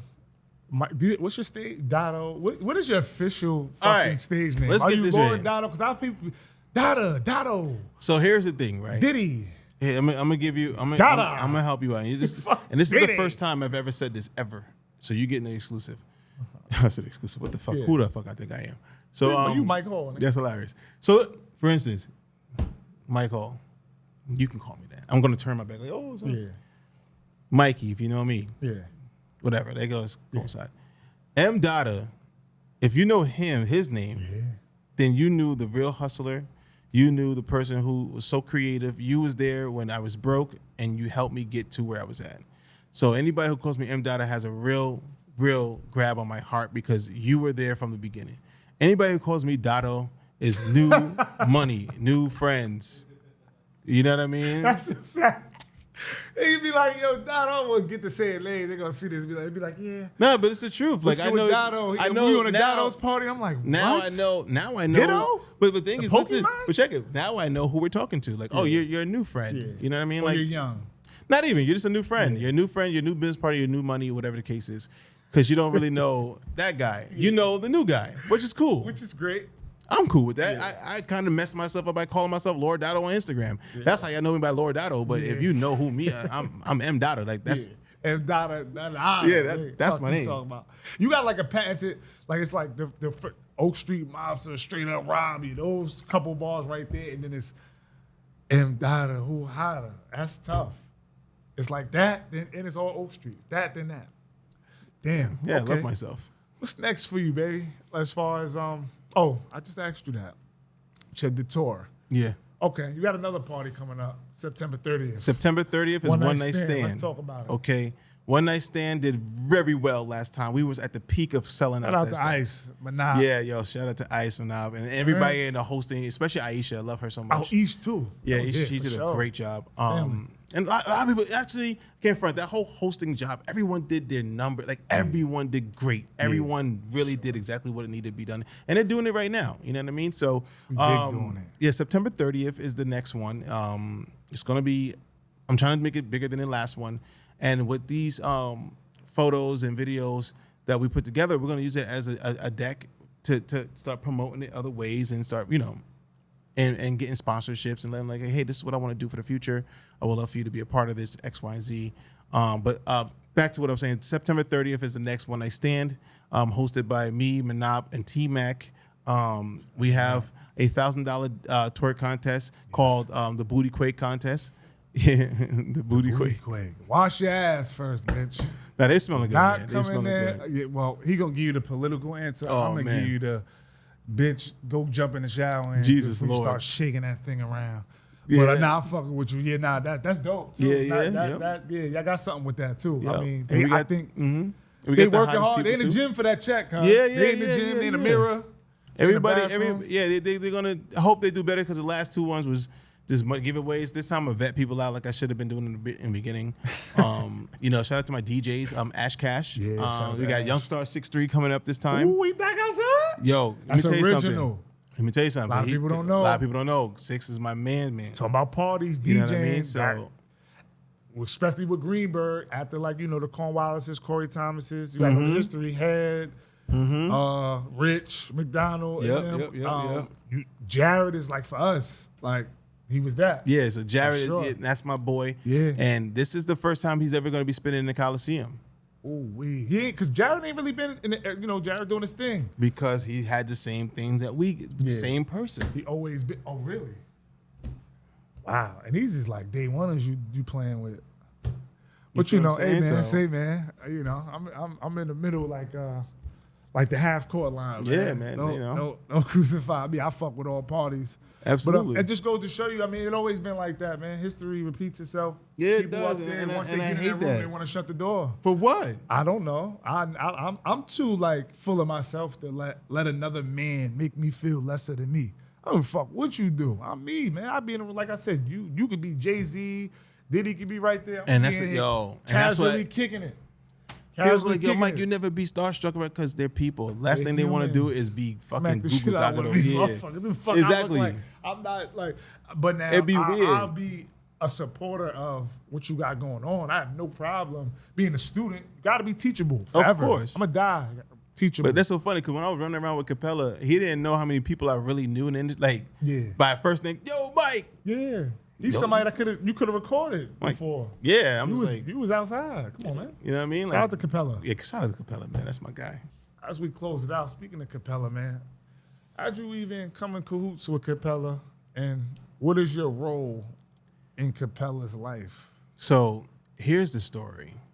So from the beginning, this is when Rap Service, this is before COVID, right? So Capella Grey was a writer. I mean, he is still, but he was a writer for groups, whatever the group called Rain at the time that my cousin Quinn was a part of, right? And my cousin Quinn calls me. He goes, "Yo, bro, I got this group and I really want them." I said, "Bro, stop talking to me like you're not my family. We was in the same tub."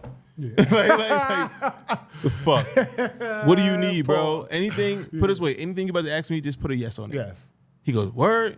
Anything you ask me, you in the same tub with a nigga, you can't tell him no. My mom, his mom is the best of friends to this day. Yeah. You're my cousin. Like we're cousins. Like you're my family. Shut up. Yeah. He goes, "I bet."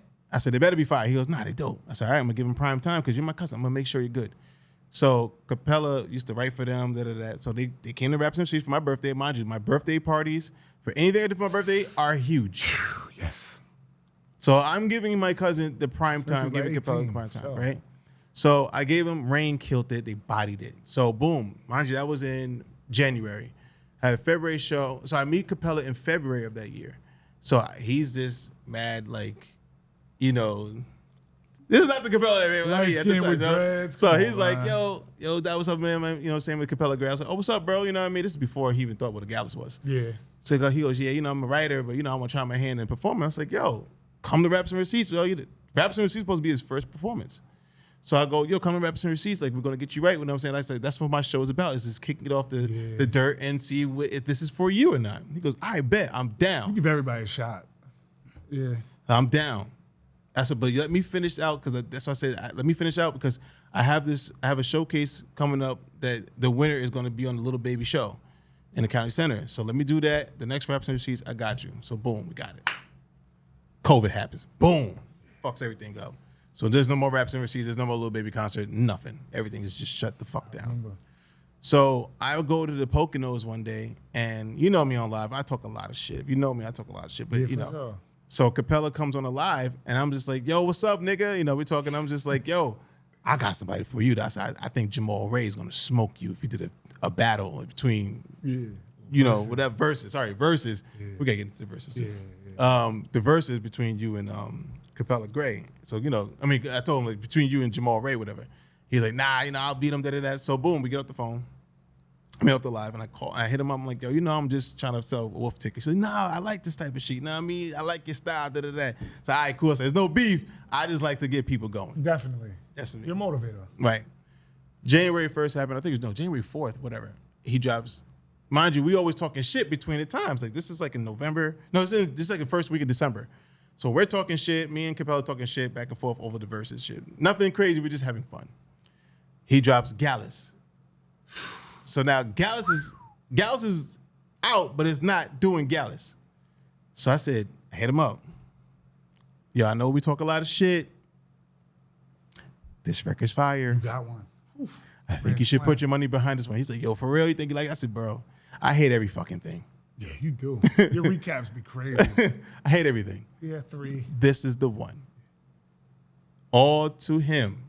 He built that for himself. Yeah. This is where I come in.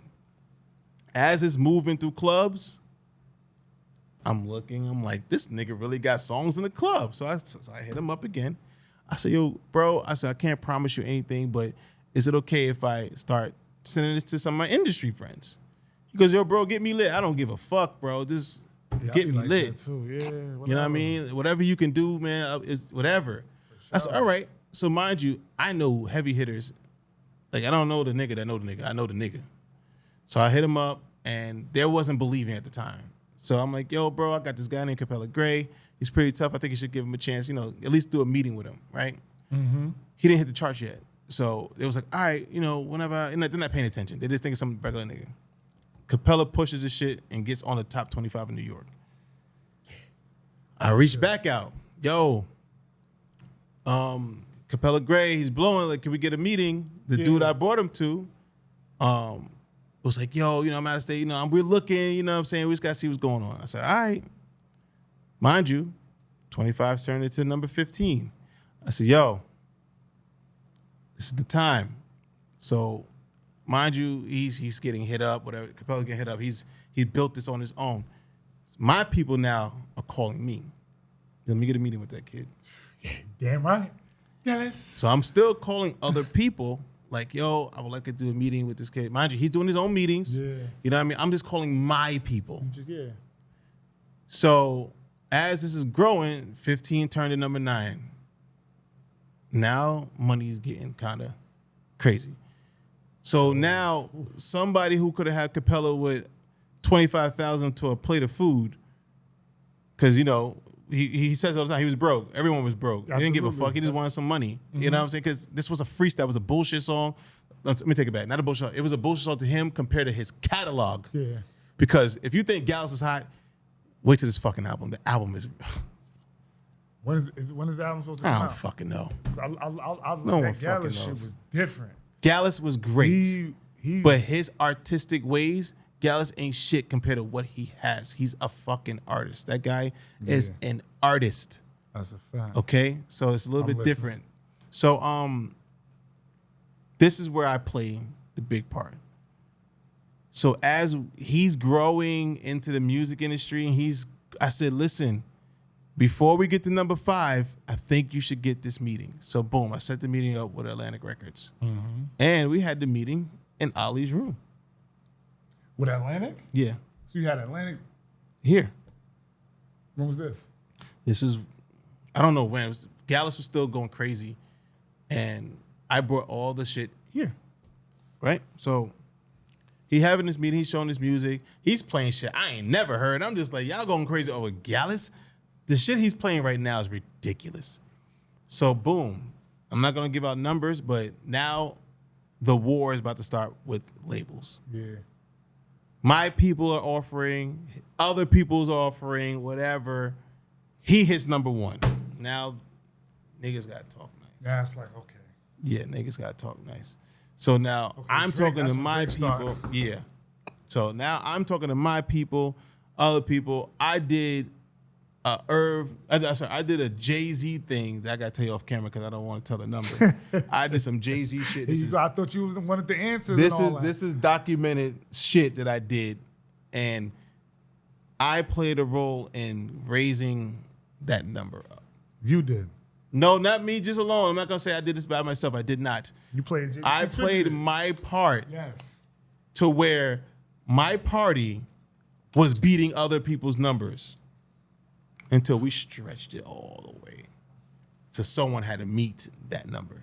Yeah. So yes, I brought him to a couple labels, and two labels, and that was it. Okay. But those two labels were really talking like we need you. But you also get that experience because you was on the road with him. Yeah. He was really moving around. Remember he shut the Bronx down. Was that 241st? Oh my God, that day was nuts. Yeah, like, you know, shout out to Scotty. Scotty pulled up through there, him, Shice and them. It was crazy. FOE, yeah, we had a lot of fun. Yeah. When we was moving around, you know, I spent a lot of gas money and a lot of miles, but we had to get him places, you know what I mean? And I'm very thankful for him because I was already popping, but he made me. Yeah, for sure. But that's what I'm saying. Sometimes niggas be expecting niggas to get on and then give you $1 million. No, the affiliation alone, and he'll I'm tell gonna make you. something pop. Yeah, and he'll tell you. It's like, crazy. He'll be asking me like, I swear to God, this is. He'll tell you straight up. Yo, he'll be like, yo, how much you want like that? I said, bro, I don't want nothing. I just want you to win. Mm-hmm. And I don't know what it is. What I don't, you know. I never asked him for any money, and you know he always blessed me in certain areas. Yeah. But put it this way: anytime I ever called him, he always answers the phone. Yeah, for sure. I would. And when he's wrong, I tell him about himself. When I'm wrong, he tell me about myself. A lot of people be afraid to tell him. Yeah, people reach. And I don't like nigga, you were wrong, and he corrected my ass. I was going off the rails, and he talked me off the fucking edge one time, and I had to thank him for that. Like, yo, thank you, because he said, yo, bro, the shit you're doing in life, this can ruin it. Yeah. Fix it, because you're gonna fuck everything up. That's tough. That's hard to tell. And I said, yo, you know what? I took it down. I said, thank you so much. He was like, yo, bro, because you did. He said, there's been times you checked my ass when, you know, I was out of line, and I had to be like, yo, and he said, I'm thankful for that. People appreciate that. They might not tell you, but it shows through action. People will him answering the phone. Like, I'm pretty sure, you know, you get 1 million. People probably call him on Instagram and Facebook now. Oh, yeah, that's crazy. So fucking annoying, by the way.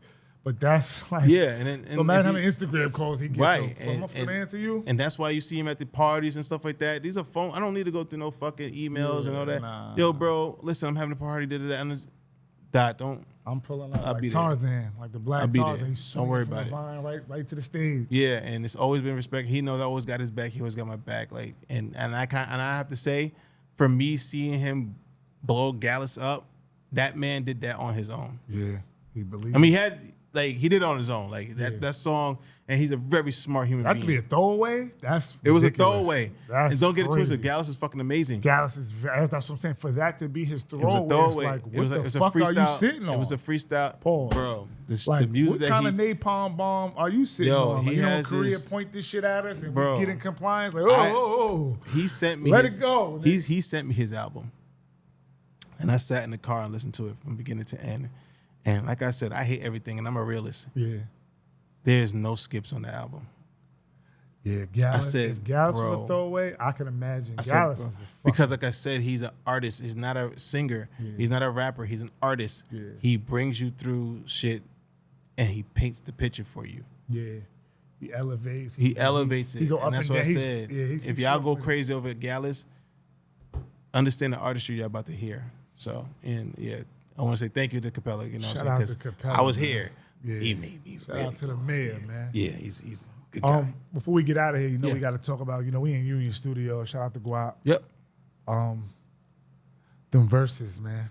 I feel like every man has been through a verses with his girl. Like, I feel like we all been through verses when something happened and then they riding in the car and now every song she's played is directed at you. Mm-hmm, and, by the time y'all get home, she done smoked your dead grandma, some crazy wild shit. So everybody been down that road, but the verses here definitely, I feel like boosted the algorithm of Westchester. Yes. Between the lives, even down when you get shout out to Fred and the Pound, like all of the energy Greenberg was creating through social media and through action is how everybody started blossoming. Because I feel like we leading in a lot of categories as far as just Greenberg's number one. Yeah.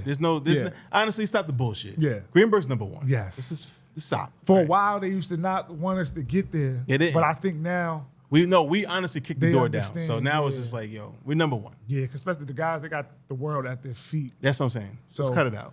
Now, this is just what it is. Yeah. The verses here, man. How'd that start out? So the verses start off of a live Crush did. Yeah, and what happened? So honestly, shout out to Oakland Winthrop. Oh, Rico too though. Reek. Shout out my Reek nigga too. Reek. Yeah. Man, Reek was on that campaign too. Right. So they was talking about music and stuff like that. Everyone's politically correct. I bring the heat. Yeah. Yo, that shit was trash. 21 grams better than you niggas. Yeah. Yeah, that shit was trash, Jossie. That I always brought heat, and I always backed it up to the point where it's all facts. You feel what I'm saying? Greenberg's number one, and we stay number one. Yeah. We got the most wins in verses. Yeah. So the first one, mind you, I can't go into the story, but the first verses was Gemstar and Ruger. For sure. Now, yeah. I'm doing it as a civilian. Yeah. I didn't know. You don't know that there's a lot of backstories. Yeah, it was that. So setting that up was fucking hell. A lot of backstories. The backstories is crazy. But two professionals. Yeah. His team's professional. Jim's team's professional. We got it to get done. And that versus, I don't think they were in the same location. They weren't. They did it through the live. They did it through the live. Yeah. So, but we learned a lot. Man, that shit wasn't that. You know what? So I don't think it would have been. It wasn't that. No, it wasn't that. It was just that we wanted to make it feel like verses. But it was tough though. They had a fire verses too. That was dope. I enjoyed that. I enjoyed it too. Especially I know both of them personally. Right. So it's like because I didn't know that Ruger had some shit. Yeah, Ruger could spit. I was like, I didn't know that neither. I said, like, Ruger, okay. He got some shit. Yeah. He got tracks. We learned a lot. Jim. Yeah, we learned a lot. And then, because of quality and stuff like that. So we said, we got to get this thing called the rig. We had to go get that. We got to get this, that. And, once we started really understanding what was going on. Yeah. Yeah. Bro, we had 1,000 people on a live at one time. On a live, yes. And seeing local artists go at each other. Even here was packed. It was flooded. Packed. It was flooded. Bro, you know what's so crazy about you? Off topic. You was one of the first people I seen when I came back from Cali after getting shot on a balcony. Fuck me, I wasn't trying to see anybody. I look up, getting pushed in the wheelchair. Michael on the second floor like a fucking parakeet. Yo, I'm like, I told you don't look around first, man. And here go Mike like a fucking stool pigeon. No, man. I'm always at my window. Nah. Yeah, so this is why, our history is crazy. Yeah, our history is really, really good. And that's why I enjoy, talking to you because we could really do this all day. We could, and that's the thing. Like me and I gotta call you Spanx, right? Yeah, for sure. Call me Leon. Yeah, I call him Leon still. Like yeah, a lot of people don't understand. Like we do live two different lifestyles, but anytime we see each other, it's always pure love. And it's always like even the family. Like when I first moved back up here, like my grandma, you don't even know my grandma. She asked about Lammy. I'm like, what the fuck? Like she like, oh, how you just moved back? How Lammy doing? I said, I don't know. Shit. It's just so our history run deep. Absolutely. My mom, my biological mom, at least they all. It's just crazy. It's all crazy, love. Bro. But yeah, man. Like I just want to say thank you for even having me on your podcast. This is amazing. This is a beautiful situation here. Kidding me? No, because you know what it is. You was Greenleaf's kind of competitors at one time, though. How? I feel like. What you mean? How they was recording? You was recording. Recording what? Music. You had people drop on Greenleaf projects. Actually, I dropped the Greenleaf project too. Or you did A&R. I feel like it wasn't no friction. I'm not saying. No, of course not. Those are my friends. No, it wasn't no bad blood. I just feel like y'all was doing the same thing. I don't know why. Nah, they were filming. I was recording music. Yeah. I even recorded Gemstar. But that's what I'm saying.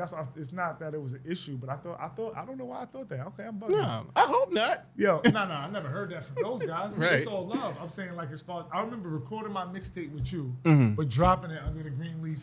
I mean, I didn't understand. I can see what you're saying, like, because Greenleaf. Nighthawk wasn't Greenleaf. No, he wasn't. He was P&A. Yeah, but they dropped Rebel under with Greenleaf because they were filming the videos, so they put their tag on shit. Yeah.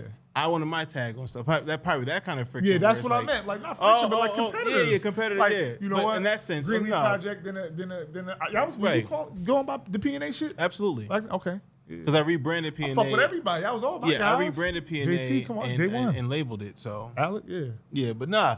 It was no friction. Those are Not my friction, friends. but I just said yeah, competitors, like- they were. If you want to say it like that, then yes. Yeah. Yo, man. Mike Hall in the building, a.k.a. I can't call him Dotto, man. Too many weirdos call him Dotto. M Dotta, who hotter. Everybody I know calls him Tato. Oh, yeah, but y'all his Instagram, like I know him, man. Yeah, Like, it's a whole different, you know. I see the camera check. I thought I was overdoing it right now. You'd have thought I said something about that. But you know, shout out to Dotta. Listen, he's doing big things. He's throwing parties every month in the Coliseum. He's from 33 Oak Street. That says a lot. Thanks. I'm real tight with the whole family. I love all of them.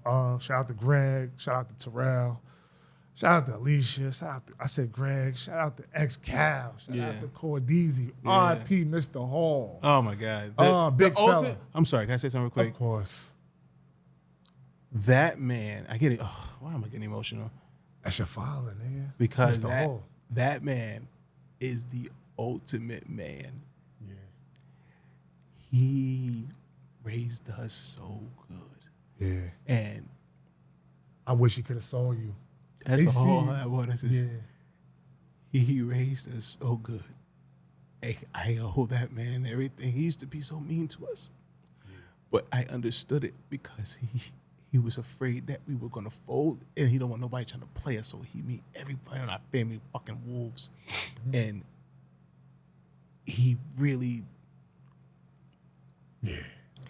Because my mother gave too much love, and he didn't want us to be soft. Yeah, I'm the same way. You feel me? And he was like, nah, these are wolves. So he made us go hunting, fish, be in the woods, be with our hands and fight, whatever the case is. It's to the point he raised us, and we're all smart because he's the smartest man I've ever met in my life. And when he passed away, it really fucked me up because I'm just like, yo, Dad, you got to see where I'm at right now. Even with Jalen, like, I just, and that's the thing, like, only thing that really kills me about him being gone, because I know my kids would love him. Papa. And I know, oh my God, it would be ridiculous. And the only people who enjoyed him was Jalen. And I wish he could meet Raiden, because I know he would have raised Raiden well too, because he raised my nephew Anthony well. So I owe everything to my father. He's a great fucking man. He's the ultimate man. All right, he was well respected everywhere he went. Everyone loved him. Okay, mean as a motherfucker, but I love him. Thank you, Dad. Thank you. He prepared you for the world today. He did. He I did. do the same thing with my son. And that's the thing. Love ain't gonna always get it done. And guess, and me growing up thinking that he was being mean to me was all from the love that he was preparing me for, so nobody can take advantage of me. When he leave. You know what I'm saying? Like, he couldn't protect, you know what I'm saying? I still got Cordell, and I was looking at Cordell as my father as well, too. Yeah, for sure. But he made sure that none of us would ever get taken advantage of, and we knew how to fight back no matter what it is, whether it's the court, whether it is anywhere, You always throw a business, no matter what, you was going to get it at the highest level. So thank you, Dad, and I love you so much. And I love my mother. Yeah. Oh my God, I she's love a my jewel mother. too. Thank you She's so a much. jewel. You got a good family. Yeah, you I love come my from, family. Like, especially like come from. It's the complete opposite. Like Yeah. we decent, but like the whole y'all are love my a family. good family. I love my family. Y'all are a good fucking You can't do family. anything different to my family that we won't. Yeah, Yo. I already know. That's why we stay cool, because we know Yeah. how we all act. You fuck with one, everybody. That's It's how a y'all always whole been. and then that's the thing. It's not just the family, it's the friends that Yeah. protect us too. Yeah, absolutely. Like I tell you about, I can't rave about Rebel anymore. Yeah. It's that if they expect, not even expect Rebel just play, I just want to be part of that fucking chaos. Yeah. You Rebel know, love you, bro. still Body want to be still. part of that chaos. You know what I'm Oh. saying? Like they all want to be a part of the chaos because they know we good people and we will be there for them, and they always will be there for us. So thank you guys. Y'all are fighters. Yeah. In every aspect. Rest in peace, I'm Mr. over here Hall. crying on That television. shit, listen, I know, and I'm over here fighting it. Because like I said, he was a simple man. Like, I Simple. said hi to him. He would always, hey, what's up? That's simple. it. He doesn't talk. Your mom, hey, buddy, Yeah, how you doing? yeah. This, that, that. He just Heaven go and hell. in That's the what I building. said. You remember when y'all moved behind? Man, y'all had the house. Yep, right behind first. Yep. Yeah. Yep. I would park right in front of y'all crib to go to. Well, I wasn't driving at the time. We had a cab come up there. He's in front of the crib. Yep. Just head nod, simple. Yeah, he's a simple, and Man. that's the ultimate man. I love that he was man. a brute. Brute. He's a brute. I think he was a brute. Funny as fuck, evil as fuck, smartest man I've ever met in my life. Yeah. He knew everything. So. Yo, And that's why, if I want to blame somebody, it's that motherfucker right there, man. Because I be thinking I know everything. Yeah. Because of him. Well, he did a good job. Thank you. You doing what you need to do. You're a legend. You're a Greenberg legend. Yep. Thank you, sir. Listen, I can see it. I can see you hosting the VMAs or something, man. Oh, man, I'm gonna get there. Don't worry. I know you are. I'm just glad to be a part of it. Of course. We've been rocking. We got many projects together, many projects to come. This ain't gonna be my last time doing something with you or being involved in whatever Absolutely you got going on. Yeah. You know, I'm a phone call away, brother. Yeah. I love you, man. Thank you so much, man. Nothing's Normal podcast, man. Listen, don't get yourself hurt in this. Nah, this is nothing right here. Dartboard with this laser tag vest he stole from fucking Sports Time and yo, Nothing's Normal podcast. Love y'all. Yeah, love y'all niggas, man. Yo. For real.